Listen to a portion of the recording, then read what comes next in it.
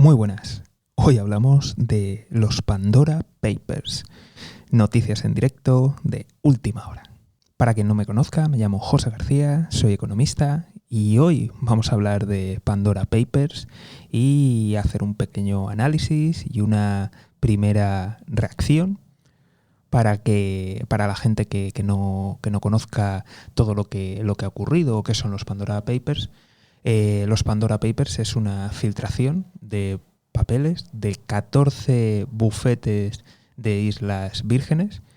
Si os acordáis de lo que pasó con los papeles de Panamá, fue una filtración de un único bufete. Así que ya os podéis imaginar la repercusión que va a tener todo esto, porque estamos hablando de 14 bufetes. Según han comentado o han deslizado algunos medios, todo esto proviene de una única fuente, pero veremos a ver qué ocurre. Evidentemente está desvelando trapicheos como personas bastante importantes han ocultado su fortuna y han tratado de evitar el pago de impuestos o su reducción. Antes de continuar, me gustaría hacer unas cuantas aclaraciones rápidas. La primera de ellas es respeto a las personas que cumplían la ley. Lo digo porque dentro de estas filtraciones, aunque sea pequeño presumiblemente, aún no lo sabemos, hay personas que cumplían la ley completamente. Por tanto, nada que decir. En segundo, mi comprensión con la gente que huía de regímenes opresores. Creo que esto, para la gente que me está escuchando desde Latinoamérica o que sois de Latinoamérica pero que estáis en otros países o, en fin, muchos regímenes que se nos pasan por la mente, pues bueno, creo que no hace falta que explique nada más. Y tercero, antes de que empiece a rajar, me gustaría que nos planteáramos qué es un paraíso fiscal. Lo digo porque un paraíso fiscal al fin y al cabo acaba siendo una decisión política. Lo digo porque hay unos cuantos países en el centro de Europa que nos dan lecciones a todos que te invito a que busques cómo funcionan las cosas allí. No digo más. Otra de las cosas que creo que tenemos que plantearnos todos es que aunque parezcan cantidades enormes de dinero, aunque veamos propiedades, aunque veamos un montante y nos parezca mucho, decir que todo eso, al fin y al cabo, todo lo que se está filtrando, son simplemente una pequeña fracción. Es decir, en el caso de, personas políticamente expuestas, ¿de acuerdo? Estamos hablando de que lo que estamos viendo son las mordidas. Y mejor dicho, lo que estamos viendo es una parte de las mordidas. Lo digo porque esto es una filtración de 14 bufetes de Islas Vírgenes. Entonces, podría ser que, que estas personas políticamente expuestas estén operando en otros lugares o que tengan operativa, aparte de su operativa, en otros lugares. Entonces, lo que estamos viendo es una pequeña fracción de las mordidas, de las comisiones ilegales. Lo digo porque no tenemos que utilizar esa cifra, ¿de acuerdo? Que eso ha sido lo que directamente ellos han comisionado, sino que tenemos que plantearnos es esas comisiones a cambio de qué contratos han sido, a cambio de qué concesiones han sido. ¿Por qué? Porque que hayan salido esos contratos no tan beneficiosos evidentemente para un país, para la gente, y que evidentemente minan la competitividad de otras empresas, ¿qué daño real ha hecho a la economía? Es una cifra mucho, mucho, mucho mayor a la que simplemente se está conociendo. Entonces, yo creo que esto es lo primero que tenemos que ver para darnos cuenta del enorme impacto que tiene la corrupción, y no solamente en un país o en una región concreta, sino en todos los países. Esto es algo sistémico. También me gustaría hacer un repaso por Latinoamérica, porque hay bastantes presidentes implicados. Y esto a nadie le va a sorprender. El problema es la gente que está en el cargo. Y eso me preocupa muchísimo de lo que está por venir, de las implicaciones y de las repercusiones que va a tener. Creo que vamos a tener que tener mucha atención. Lo digo porque, a ver, en determinados regímenes donde nadie vota no hay ningún problema. O bueno, donde votan, pero todos sabéis ya lo que va a salir y todos lo sabemos, pues no, pues bueno, a ellos les da igual, o sea, les da igual. Pero en lugares donde puede haber elecciones, donde puede ser que se caigan gobiernos, donde se van a perder legitimidades, veremos qué impacto tiene. E incluso me preocuparía que alguno de ellos intentara tomar una deriva para intentar consolidarse. Pero bueno, yo creo que tenemos que estar muy atentos. Desde aquí mucho ánimo a toda la gente latinoamericana y a todas las personas que, aunque no estéis allí, que estéis en otro lado, pues la lleváis siempre en el corazón y ojalá se solucionen las cosas porque de verdad está lloviendo sobre mojado y veremos qué es lo que ocurre. Tengo claro que de todos estos temas vamos a continuar hablando. De hecho, te voy a dejar algunos links debajo a otros vídeos y a otros podcasts que he hecho que tratan temas relacionados.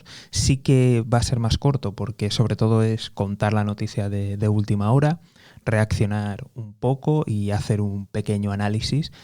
Me gustaría entrar más en detalle de muchos de estos temas, pero conforme se vaya sabiendo un poquito más y se vayan comprobando algunas cosas.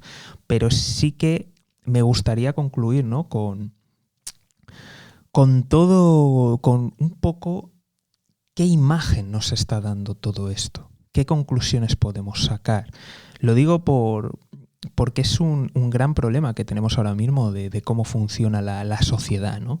Toda esta sociedad que se supone que se ha construido por el mérito, por esas personas que teóricamente se han hecho a sí mismas, por esos principios que teóricamente nos rigen de que todos somos iguales y otras mentiras así que claramente demuestran un modus operandi de una élite corrupta, de los tejemanejes, de que, por ejemplo, aquí había un ministro holandés y además de finanzas, hablando de lo mal que se gestiona en España, en Italia, la corrupción.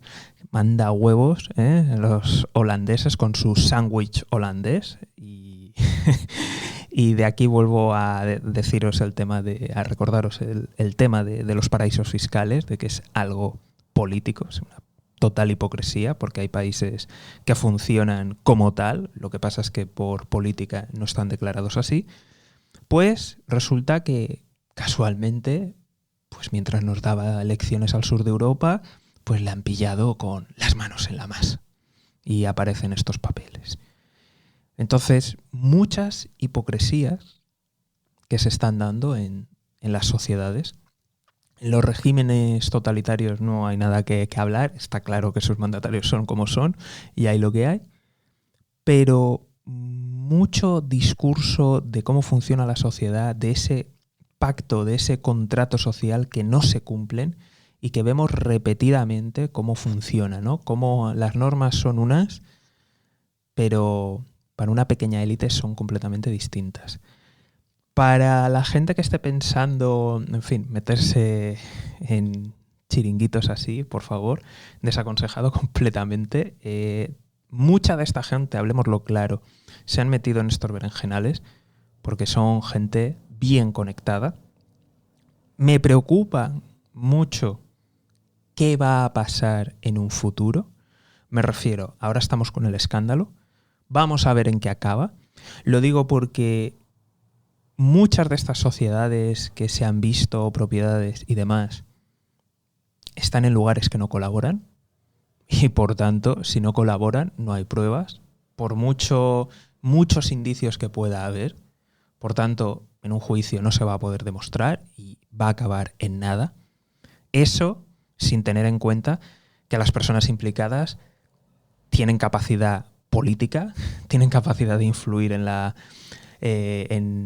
juridad, con los jueces, con las leyes, tienen capacidades económicas muy amplias para contratar muy buenos bufetes, quiero decir, estas personas realmente tienen una capa de protección extra, están bien conectadas y pueden hacer estas tropelías y parece que no pasa nada. Me preocupa también cuál va a ser la reacción de la gente, porque no sería la primera vez que vemos a alguien súper corrupto, que todo el mundo lo sabe, que es un secreto a voces, tiene denuncias, tiene, en fin, muchas cosas, muchos casos, y luego acaba ganando las elecciones de manera limpia, muy importante, por mayoría absoluta, y aquí no pasa nada. De hecho, la gente cuando va a los juzgados le aplaude.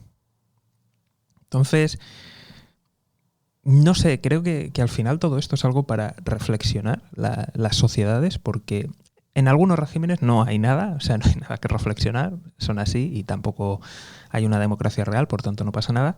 O sea, a ver, sí que pasa, pero ¿qué se va a hacer? Pero en muchos lugares donde hay democracia da mucho que pensar, ¿no? De cómo se vota a esos políticos, de cómo esos políticos llegan, de cómo funcionan los partidos y de esos ideales que han defendido tanto, cuando en realidad se los están saltando a la torera. Me temo que poco va a cambiar en muchos sitios. Y eso es lo que me temo. Al menos al corto. Veremos qué puede acabar pasando al medio y largo. Lo digo porque hemos tenido la gran recesión de 2008. Algunos países hasta la crisis que hemos tenido sanitaria no ha habido ningún tipo de recesión ni de decremento en el PIB, pero también ha habido muchos otros que desde esa crisis o incluso desde otras anteriores no se han vuelto a recuperar realmente. Estamos viendo cómo beneficios empresariales se disparan, estamos viendo cómo también existen problemas estructurales en el mercado laboral de muchos lugares. Estamos viendo cómo los sueldos se congelan o incluso decrecen. Estamos viendo mucha desigualdad en todos los sentidos. Y quizá esto ahora no, pero es algo que suma. Suma a muchas hipocresías que están pasando.